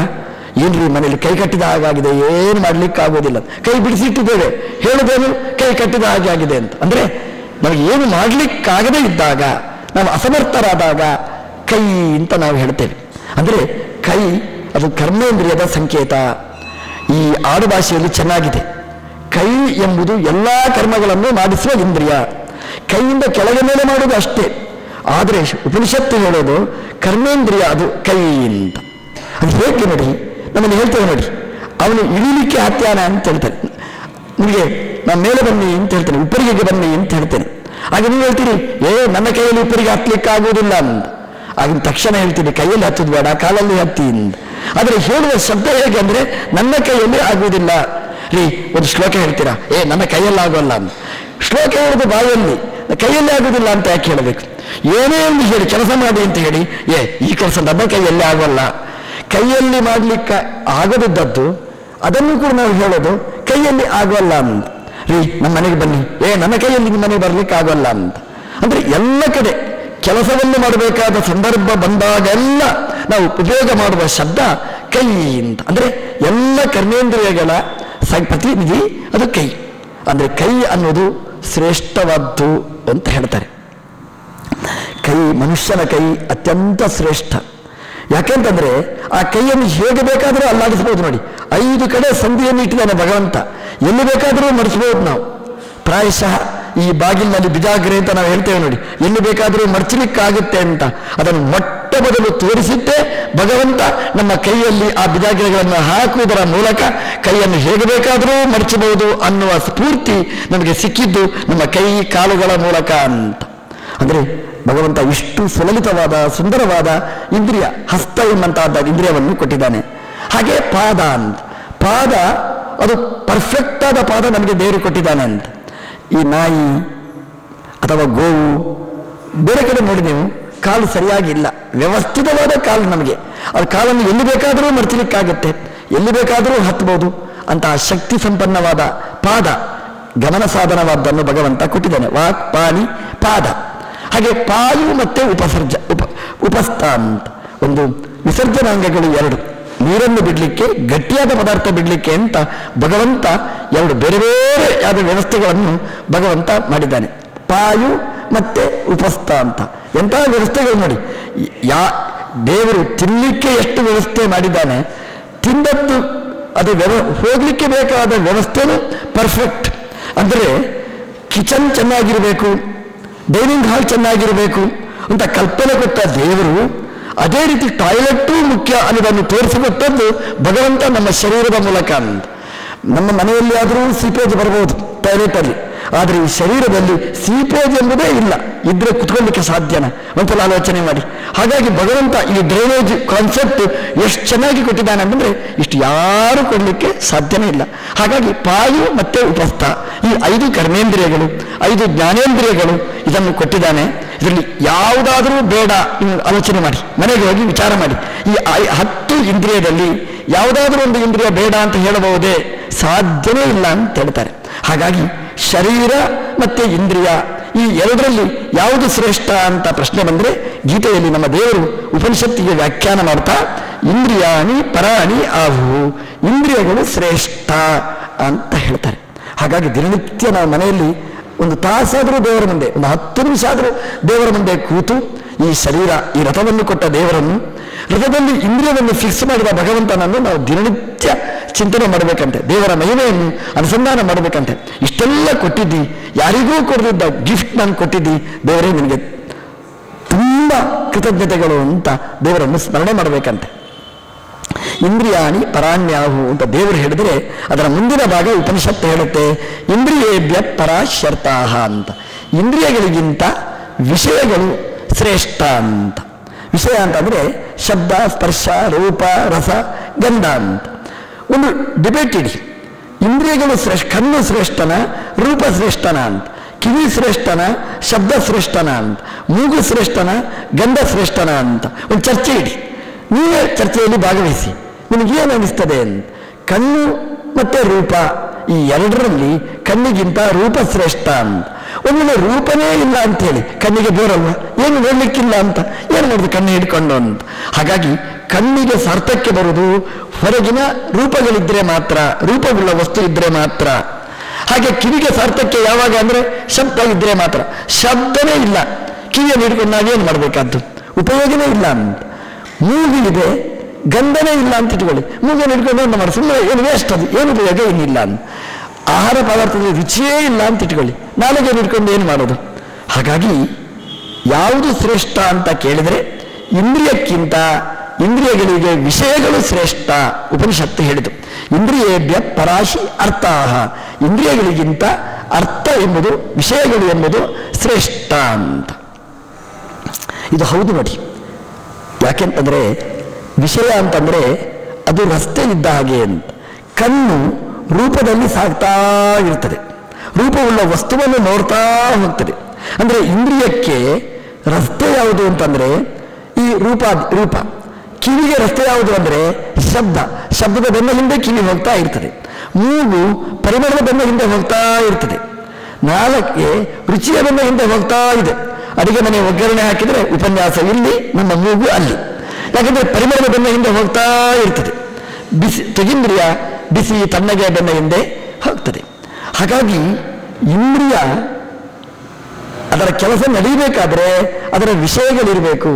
ವಿಷಯ ಇಲ್ಲ ಅಂತಾದರೆ ಇಂದ್ರಿಯಗಳಿಗೆ ಕೆಲಸ ಏನೂ ಇಲ್ಲ, ಇಂದ್ರಿಯಗಳು ವ್ಯರ್ಥ ಆಗಿ ಬಿಡ್ತದೆ ಅಂತ. ನಾಲಿಗೆ ಇದೆ ಅಂತ ಇಟ್ಕೊಳ್ಳಿ, ಮಾತಾಡಬಾರ್ದು ಅಂತ ಹೇಳ್ತಾರೆ. ಎಷ್ಟು ಕಷ್ಟಪಡ್ತೇವೆ ಗೊತ್ತಾ? ಈ ಉಪನ್ಯಾಸದಲ್ಲಿ ಮತ್ತೆಲ್ಲ ಒಳ್ಳೆದು, ಮಾತಾಡಬಾರ್ದು ಅಂತ ಹೇಳ್ತಾರೆ, ಶ್ ಅಂತ ಹೇಳ್ತಾರೆ. ಎಷ್ಟು ಕಷ್ಟ ಗೊತ್ತಾ? ನಾಲಿಗೆಯನ್ನು ಒಂದು ತಾಸು ಸುಮ್ಮನೆ ಇರುವುದು ಅಂತಂದರೆ ಅದಕ್ಕಿಂತ ಪನಿಷ್ಮೆಂಟ್ ಮತ್ತೊಂದಿಲ್ಲ. ಯಾಕಂದರೆ ಮಾತಾಡಬೇಕು ಅಂತ ನಾಲಿಗೆ ಒದ್ದಾಡ್ತಾ ಇರ್ತದೆ, ಅದು ಹಗಲಿರುಳು ತಿರುಗಾಡ್ತಾ ಇರುವಂತಹದ್ದು. ಸುಮ್ಮನೆ ಕೂತ ಅಭ್ಯಾಸನೇ ಇಲ್ಲ. ಅಷ್ಟು ಹೊತ್ತು ಸುಮ್ಮನೆ ಕೂಡಬೇಕಂದ್ರೆ ಎಷ್ಟು ಕಷ್ಟ ನೋಡಿ. ಅಂದರೆ ನಾಲಿಗೆಗೆ ರಸ್ತೆ ಇಲ್ಲ ಅಂತಂದರೆ, ಅರ್ಥಾತ್ ಶಬ್ದ ಪ್ರಯೋಗ ಮಾಡಲಿಕ್ಕಿಲ್ಲ ಅಂತಾದರೆ ನಾಲಿಗೆ ವ್ಯರ್ಥ ಆಗಿ ಬಿಡ್ತದೆ ಅಂತ. ಹೀಗೆ ಕೈ ಸುಮ್ಮನೆ ಇರಬೇಕು ಅಂತೇಳಿ ಅದೆಲ್ಲ ಕ್ಲಾಸಲ್ಲಿ ಇದೆ ನೋಡಿ. ಸುಮ್ಮನೆ ಕೊಡು, ಕೈ ಬಿಡಿಸಬಾರ್ದು, ಅಲ್ಲಾಡಿಸಬಾರ್ದು, ಎಷ್ಟು ಕಷ್ಟ. ಧ್ಯಾನ ಸುಮ್ಮನೆ ಇರಬೇಕು, ಕಾಲು ಅಲ್ಲಾಡಬಾರ್ದು, ಬಹಳ ಕಷ್ಟ. ನೀವು ಅಲ್ಲಾಡಬಾರ್ದು ಹೇಳಿದ್ರೆ ಕಾಲು ಅಲ್ಲಾಡ್ತಾ ಇರ್ತದೆ, ಗೊತ್ತಿಲ್ಲದಾಗೆ ಅಲ್ಲಾಡ್ತಾ ಇರ್ತದೆ. ನೀವು ಯಾವುದು ಮಾಡಬಾರ್ದು ಹೇಳ್ತೀರ ಅದನ್ನು ಮಾಡ್ತಾ ಇರ್ತದೆ. ಇಂದ್ರಿಯಗಳಿಗೆ ವಿಷಯ ಎಂಬುದು ಬಹಳ ಮುಖ್ಯ. ಇಂದ್ರಿಯಕ್ಕಿಂತ ವಿಷಯಗಳು ಶ್ರೇಷ್ಠ. ಇಂದ್ರಿಯಕ್ಕಿಂತ ಅದಕ್ಕೆ ಹೋಗಲಿಕ್ಕೆ ಬೇಕಾದ ದಾರಿ ಮುಖ್ಯ ಅಂತ. ನೀವು ನೋಡಿ, ಆಲೋಚನೆ ಮಾಡಿ, ಇಂದ್ರಿಯ ಮುಖ್ಯನ, ಇಂದ್ರಿಯಗಳಿಗೆ ವಿಷಯ ಅದರ ರಸ್ತೆ ಮುಖ್ಯನ ಅಂತ. ಉಪನಿಷತ್ತು ಹೇಳಿತು, ಇಂದ್ರಿಯಕ್ಕಿಂತ ಇಂದ್ರಿಯ ಸಾಗುವ ರಸ್ತೆ ಮುಖ್ಯ ಅಂತ. ಇವತ್ತು ನಾವು ಅನುಭವಿಸ್ತಾ ಇದ್ದೇವೆ. ಗಾಡಿ ಶ್ರೇಷ್ಠನ, ರೋಡ್ ಮುಖ್ಯನ? ನೀವು ಆಲೋಚನೆ ಮಾಡಿ. ಯಾರಾದರೂ ಹೇಳ್ತಾರ ಗಾಡಿ ಮುಖ್ಯ, ರೋಡ್ ಮುಖ್ಯ ಅಲ್ಲ, ತಲೆಸರಿಲ್ಲ ಅಂತ ಅರ್ಥ.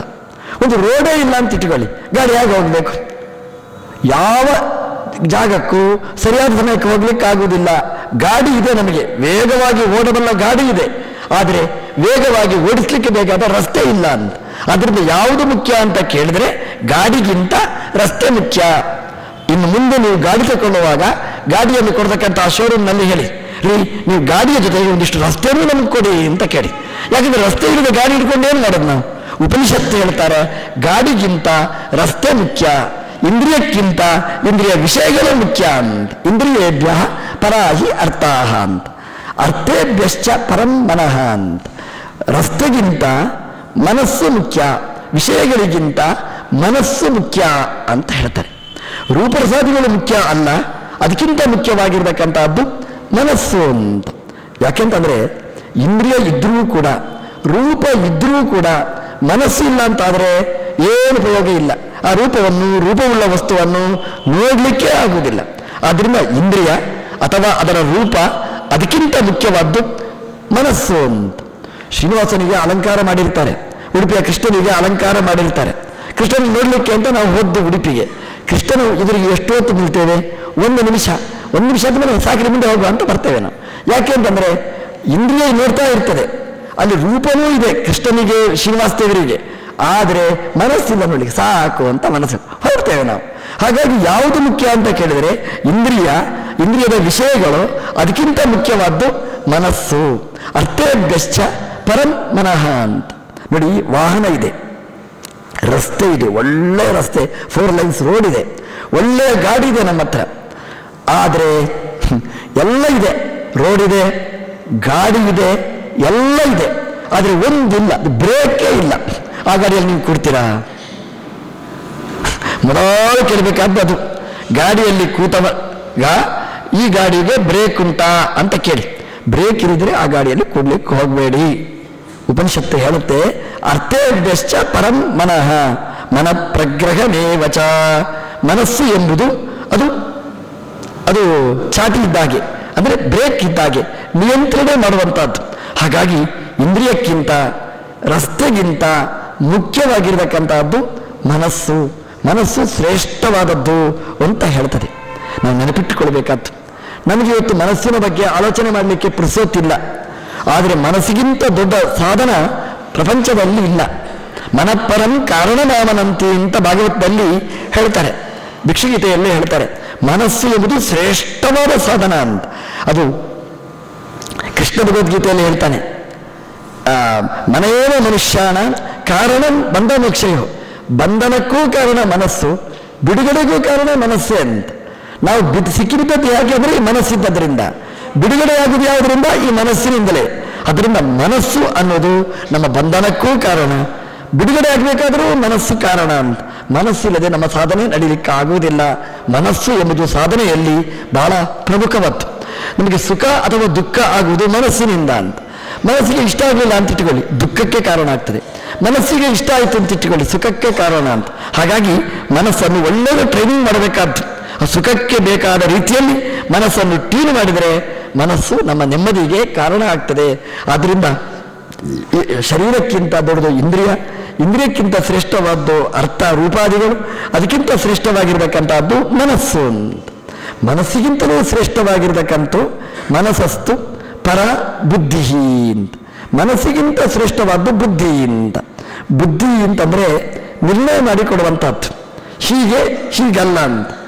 ಅದು ಬುದ್ಧಿಂತು ಸಾರಥಿಂ ವಿದ್ಧಿ. ನಾವು ಬುದ್ಧಿ ಅಂದರೆ ಯಾರು ಅಂದರೆ ಸಾರಥಿ. ನಾವು ನಿನ್ನೆ ನೋಡಿದ್ದೇವೆ, ಡ್ರೈವರ್ ಇದ್ದ ಹಾಗೆ ಅಂತ.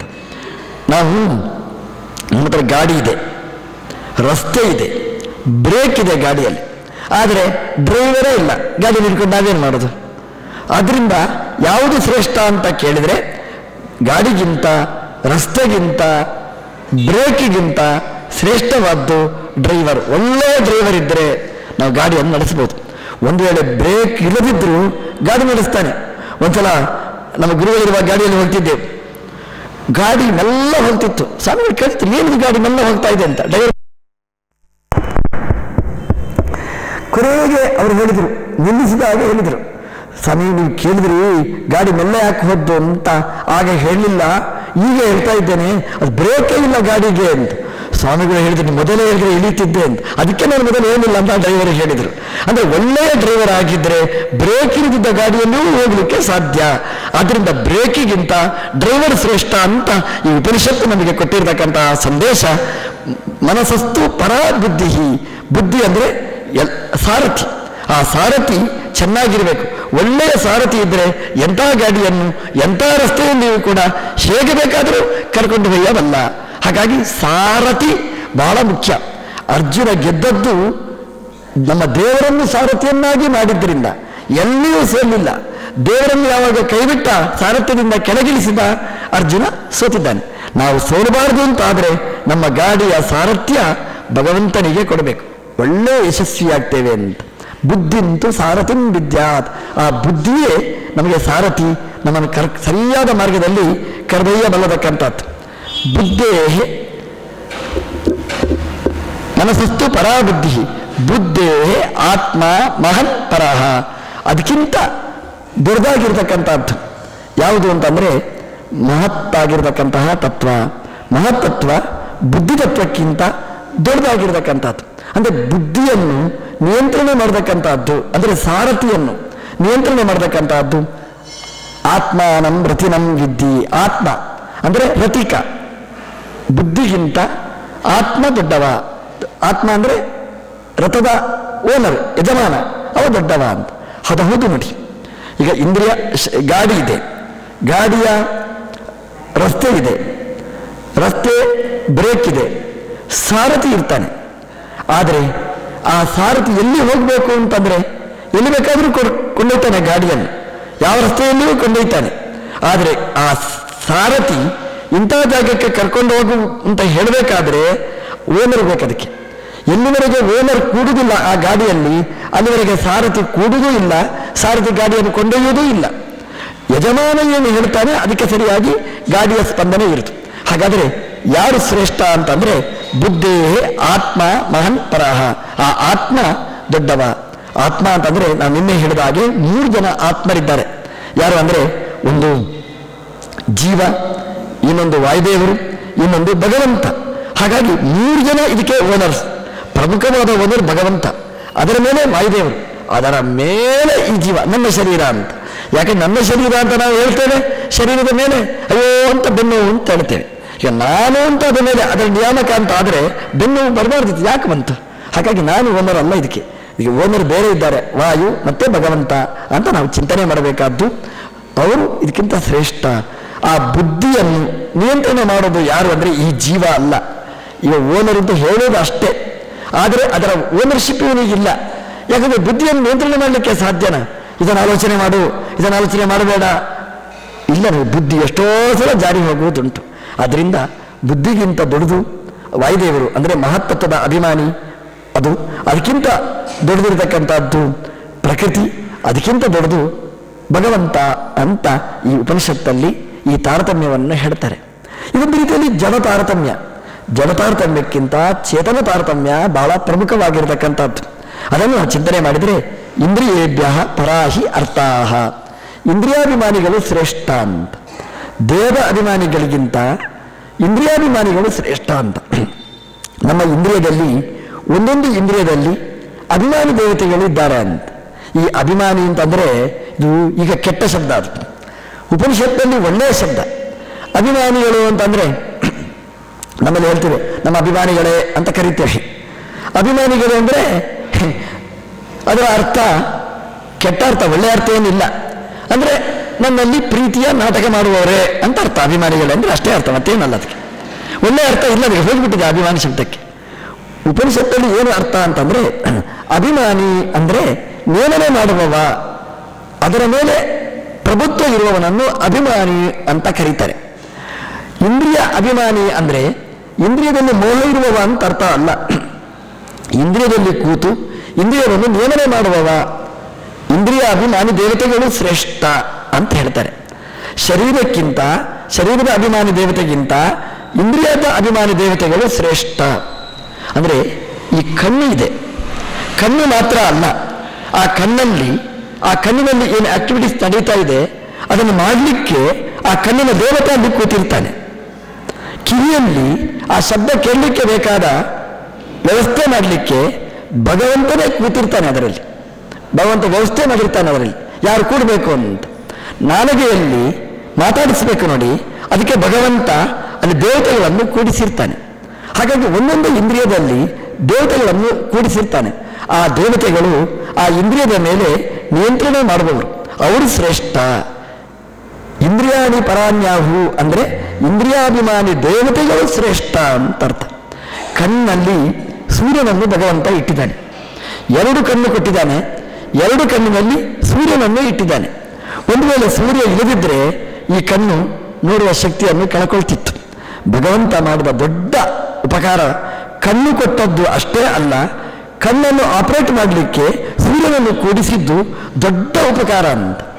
ಕಣ್ಣು ಫೋಟೋ ತೆಗಿತಾ ಇರ್ತದೆ, ಎಷ್ಟು ಕ್ಲಿಕ್ ಮಾಡ್ತಾನೇ ಇರ್ತದೆ, ಎಲ್ಲ ಫೋಟೋ ತೆಗಿತಾ ಇರ್ತದೆ. ಅದು ಕಣ್ಣು ತೆಗೆದದ್ದ ನೀವು ಆಲೋಚನೆ ಮಾಡಿ ಅಲ್ಲ, ಅದರ ಒಳಗೆ ಕೂತ ಅದರ ಅಭಿಮಾನಿ ದೇವತೆ ಸೂರ್ಯ ಕ್ಲಿಕ್ ಮಾಡಿದ್ದಾನೆ. ಯಾಕೆಂತಂದರೆ ನಾವು ನೋಡು ಅಂತ ಹೇಳ್ತೇವೆ, ಫೋಟೋ ತೆಗೆಯು ಅಂತ ಹೇಳ್ತೇವೆ, ಫೋಟೋ ತೆಗೆಯುವುದಿಲ್ಲ ಕಣ್ಣು. ಯಾವುದನ್ನು ನೋಡಬೇಡ ಅಂತ ಹೇಳ್ತೇವೆ, ಅದರ ಫೋಟೋ ತೆಗೆದಿರ್ತದೆ.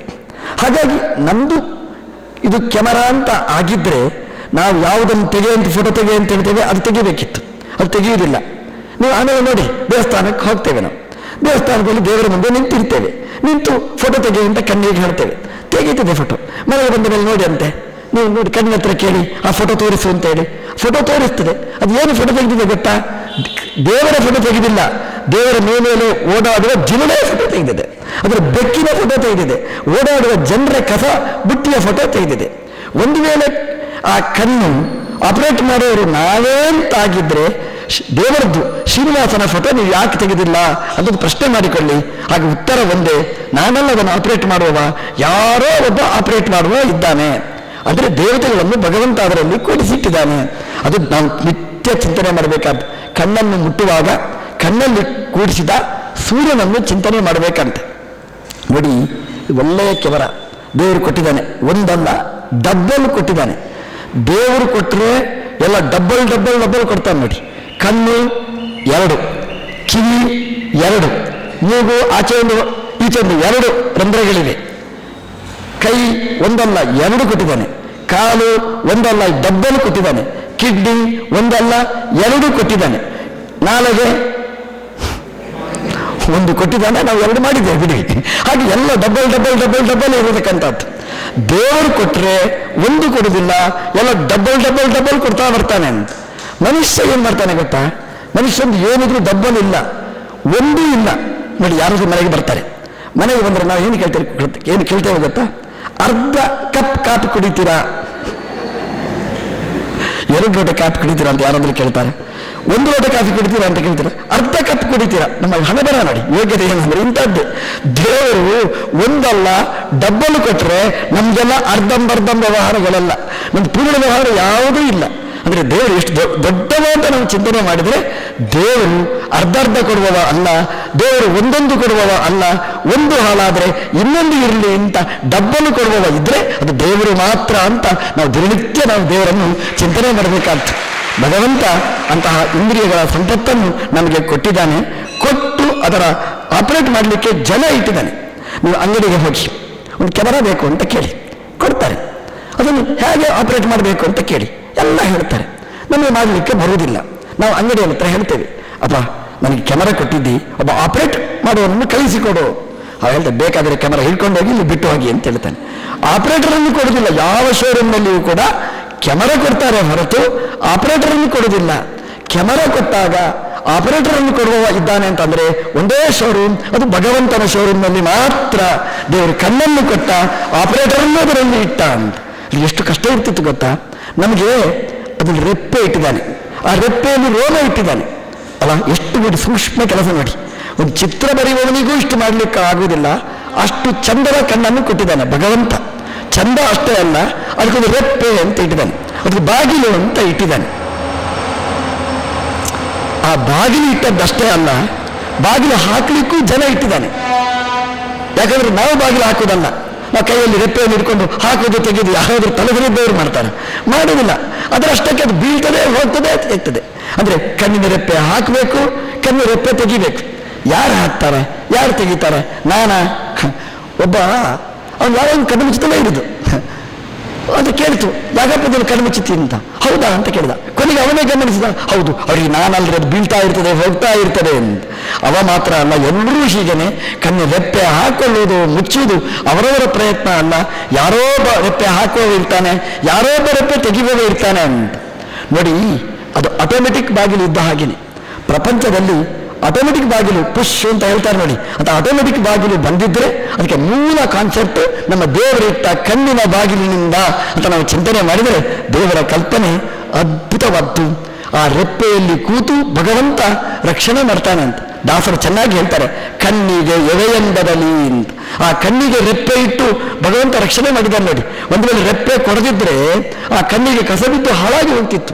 ಅಷ್ಟು ಸೂಕ್ಷ್ಮವಾದ ಇಂದ್ರಿಯವನ್ನು ಕೊಟ್ಟ, ಅದರ ರಕ್ಷಣೆಗೆ ರೆಪ್ಪೆಯನ್ನು ಕೊಟ್ಟು ಅದರ ರಕ್ಷಣೆಯನ್ನು ಮಾಡಿದ. ರೆಪ್ಪೆಯಲ್ಲಿ ಕೂತು ಯಾವಾಗ ಹಾಕಬೇಕು, ಯಾವಾಗ ತೆಗಿಬೇಕು. ನಾವು ಅಂತಾದರೆ ಧೂಳು ಬರುವಾಗ ತೆರೀತಿದ್ದೆವು, ಧೂಳು ಇಲ್ಲದಿದ್ದಾಗ ಹಾಕ್ತಿದ್ದೆವು. ಹಾಗೆ ಮಾಡಲಿಲ್ಲ ಭಗವಂತ. ಅದನ್ನು ಹಾಕುವುದು, ತೆಗೆಯುವುದು ತಾನೇ ಜವಾಬ್ದಾರಿ ಇಟ್ಟುಕೊಂಡಿದ್ದಾನೆ. ಯಾರೊಬ್ಬರು ಹೇಳಿದ್ರು, ಇಲ್ಲ ಸರ್ ನೀವೆಲ್ಲ ಹೇಳೋದು ಸುಳ್ಳು, ರೆಪ್ಪೆ ಎಲ್ಲ ನಾವೇ ಹಾಕುದು, ನಾನು ಬೇಕು ಅಂತ ಹೇಳಿದಾಗ ಹಾಕುವುದು ಅಂತ. ಹೌದಾ ಅಂತ ಕೇಳಿದೆ. ಹಾಗಾದ್ರೆ ನಾನು ಉಪನ್ಯಾಸಕ್ಕೆ ಬಂದು ಕೂಡು, ಅರ್ಧ ಗಂಟೆ ಕೂಡು ಅಂತ ಹೇಳಿದೆ.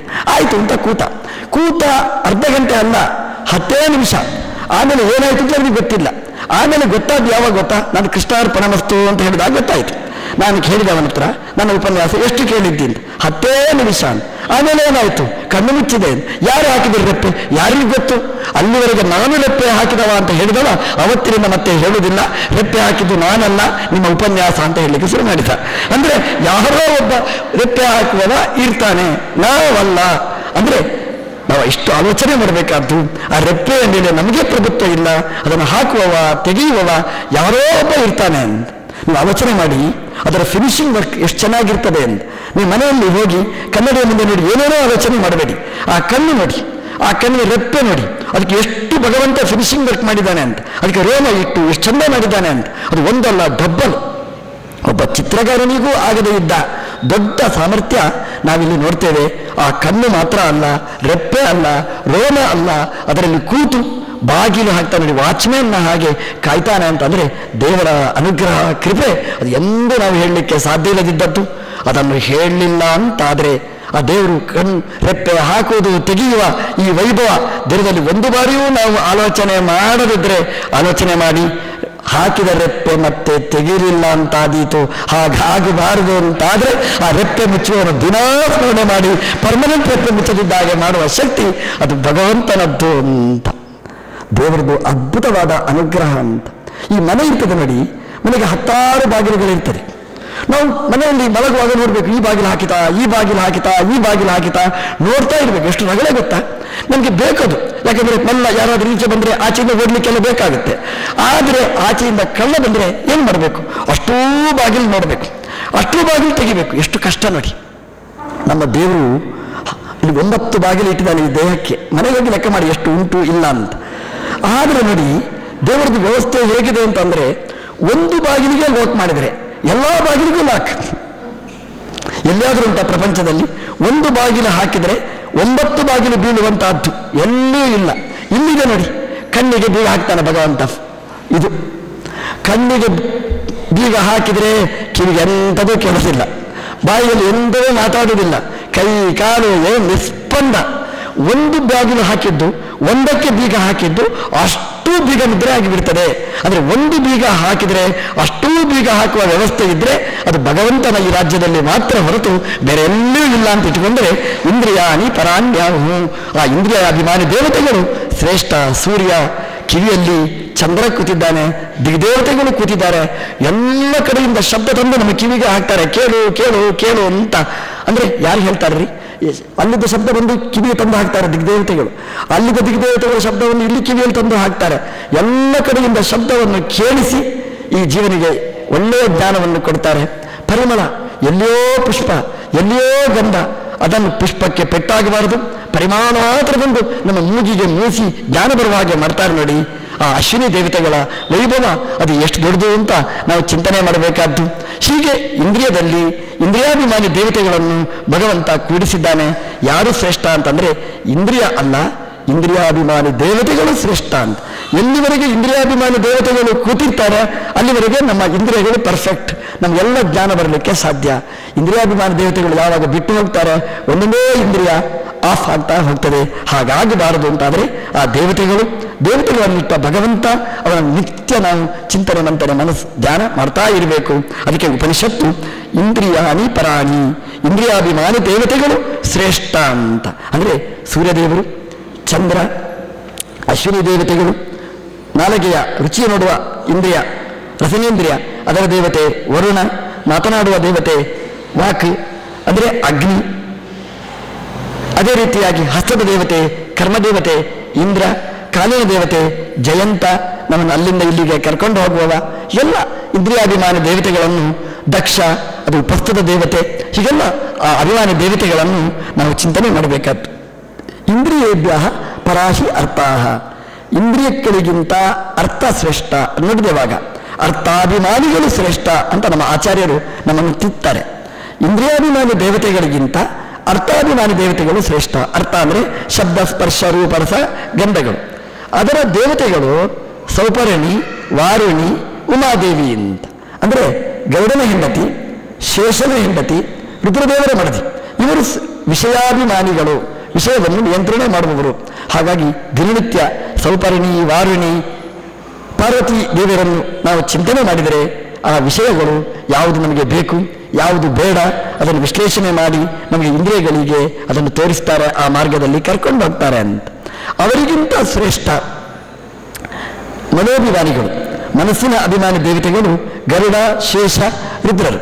ಅಂದರೆ ಉಮಾದೇವಿಗಿಂತ ಶ್ರೇಷ್ಠ ರುದ್ರದೇವರು, ವಾರುಣಿಗಿಂತ ಶ್ರೇಷ್ಠ ಶೇಷದೇವರು, ಸೌಪರ್ಣಿಗಿಂತ ಶ್ರೇಷ್ಠ ಸುಪರ್ಣ ಗರುಡದೇವರು ಶ್ರೇಷ್ಠ.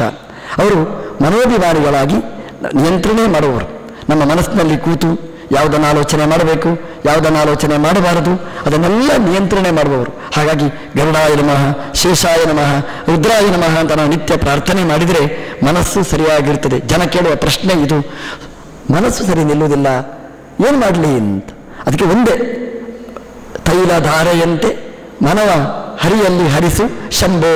ಆ ಗರುಡಶೇಷ ರುದ್ರರಲ್ಲಿ ದಿನನಿತ್ಯ ನಾವು ಪ್ರಾರ್ಥನೆ ಮಾಡಬೇಕು, ಒಳ್ಳೆಯ ಕಡೆಗೆ ನನ್ನ ಮನಸ್ಸು ಹರಿಯಲಿ, ಕೆಟ್ಟ ವಿಷಯದಿಂದ ಮನಸ್ಸು ಈಚೆ ಬರಲಿ ಅಂತ ನಾವು ದಿನನಿತ್ಯ ಆ ಗರುಡಶೇಷ ರುದ್ರರಿಗೆ ಪ್ರಾರ್ಥನೆ ಮಾಡಿದರೆ ಮನಸ್ಸಿನ ನಿಯಂತ್ರಣ, ಬ್ರೇಕ್ ಸರಿಯಾಗಿ ಬೀಳ್ತದೆ ಅಂತ.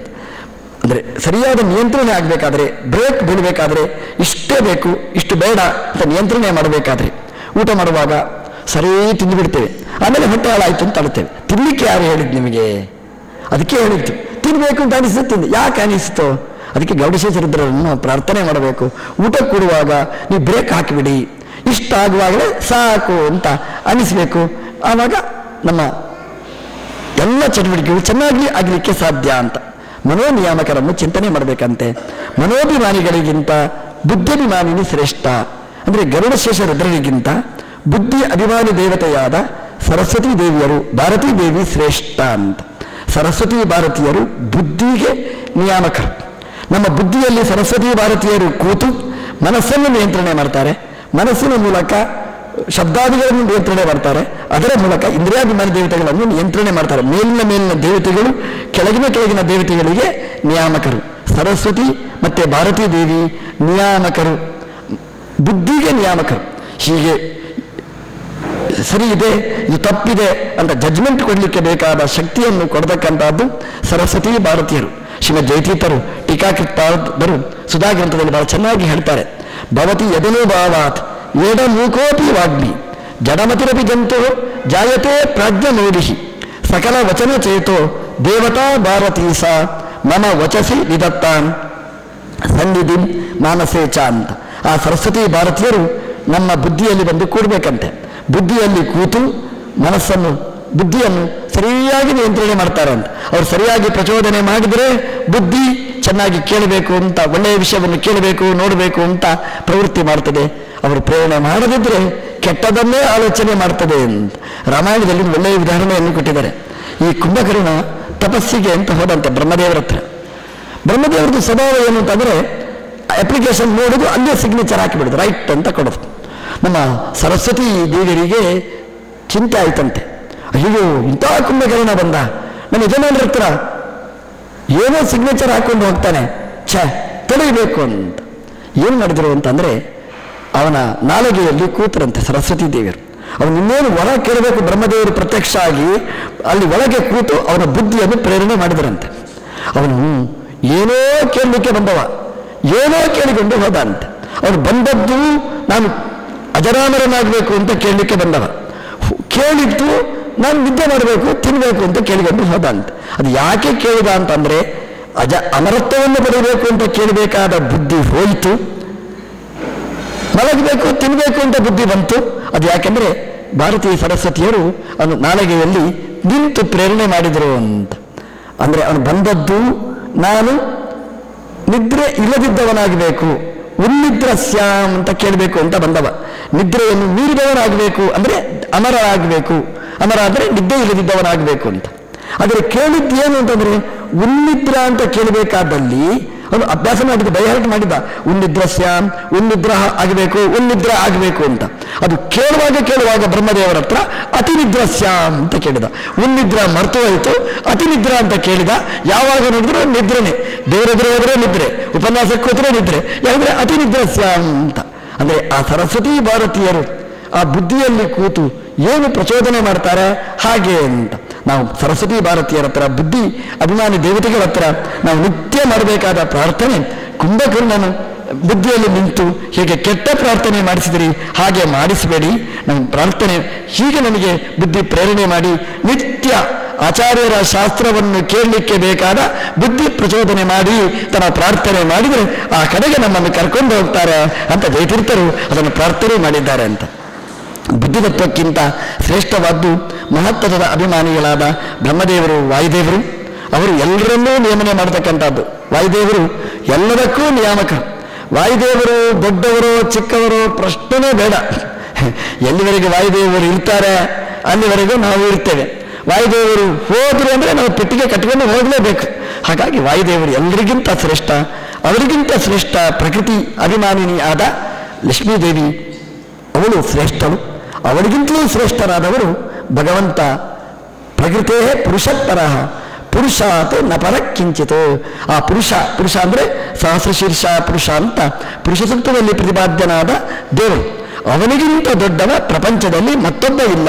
ಸಾ ಕಾಷ್ಟ ಸಾ ಪರಾಗತಿ, ಕೊನೆಗೆ ಇರುವವ ಅವನ ಕಡೆಗೆ ಹೋಗಬೇಕು. ನಮ್ಮ ಶರೀರ ಎಂಬ ರಥ ಇಂದ್ರಿಯಗಳ ಮೂಲಕ ಈ ಸಾರಥಿಯನ್ನ ನಿಯಂತ್ರಿತವಾಗಿ ಎಲ್ಲಿ ಹೋಗಬೇಕಾದ್ದು ಅಂತಂದರೆ ಅವನು ಕೊನೆ ತನ್ನ ಪರಾಕಾಷ್ಟ ಪರಾಗತಿ ಅಲ್ಲಿದ್ದವನು ಕರ್ಕೊಂಡು ಹೋಗಬೇಕು. ಹಾಗಾಗಿ ನಾವು ಇಂದ್ರಿಯಾಭಿಮಾನಿ ದೇವತೆಗಳು ಎಲ್ಲರ ಹತ್ರ ನಾವು ಮಾಡಬೇಕಾದ ಪ್ರಾರ್ಥನೆ ಏನು ಅಂದರೆ, ಈ ರಥ ಇದೆ, ರಥ ನೀವು ಕೊಟ್ಟಿದ್ದೀರಿ, ಈ ರಥ ಎಲ್ಲಿ ನಮ್ಮ ಈ ಪ್ರಯಾಣಿಕರನ್ನು ಜೀವನವನ್ನು ಕರ್ಕೊಂಡು ಹೋಗಬೇಕು ಅಂತಂದರೆ ಆ ಪರಾಕಾಷ್ಟ ಪರಾಗತಿಯಾದ ಭಗವಂತ ಇದ್ದಲ್ಲಿಗೆ ನಮ್ಮನ್ನು ಕರ್ಕೊಂಡು ಹೋಗಿ ಅಂತ ದಿನನಿತ್ಯ ನಮ್ಮ ಪ್ರಾರ್ಥನೆ ಸಲ್ಲಬೇಕು. ಆಗ ಭಗವಂತ ಆಜ್ಞೆಗೆ ಅನುಗುಣವಾಗಿ ಎಲ್ಲ ದೇವತೆಗಳು ನಮ್ಮನ್ನು ಭಗವಂತನ ಕಡೆಗೆ ನಿತ್ಯ ಕರ್ಕೊಂಡು ಹೋಗ್ತಾರೆ. ಭಗವಂತನ ಅನುಗ್ರಹಕ್ಕೆ ಪಾತ್ರರನ್ನಾಗಿ ಮಾಡ್ತಾರೆ. ಈ ಶ್ಲೋಕ ನೋಡಿ ಎಷ್ಟು ಒಳ್ಳೆಯ ಶ್ಲೋಕ ಅಂತ ನೋಡುವಾಗ ಜಡತಾರತಮ್ಯವನ್ನು ಹೇಳೋದು. ಅದನ್ನು ಆಲೋಚನೆ ಮಾಡಿದರೆ, ಶಾಸ್ತ್ರ ಪರ್ಯಾಲೋಚನೆ ಮಾಡಿದರೆ ಅಭಿಮಾನಿ ದೇವತೆಗಳೇ ತಾರತಮ್ಯ, ಕೊನೆಗೆ ಭಗವಂತನ ಸರ್ವೋತ್ತಮತ್ವ. ಇದು ನಮ್ಮ ಆಚಾರ್ಯರು ಹೇಳಿಕೊಟ್ಟ ಸಿದ್ಧಾಂತ, ದೊಡ್ಡ ಸಿದ್ಧಾಂತ. ಏನಂದರೆ ದೇವರಿಗೆ ಪೂಜೆ ಮಾಡಿ ಅಂತ ಹೇಳಿದ ಸಿದ್ಧಾಂತ.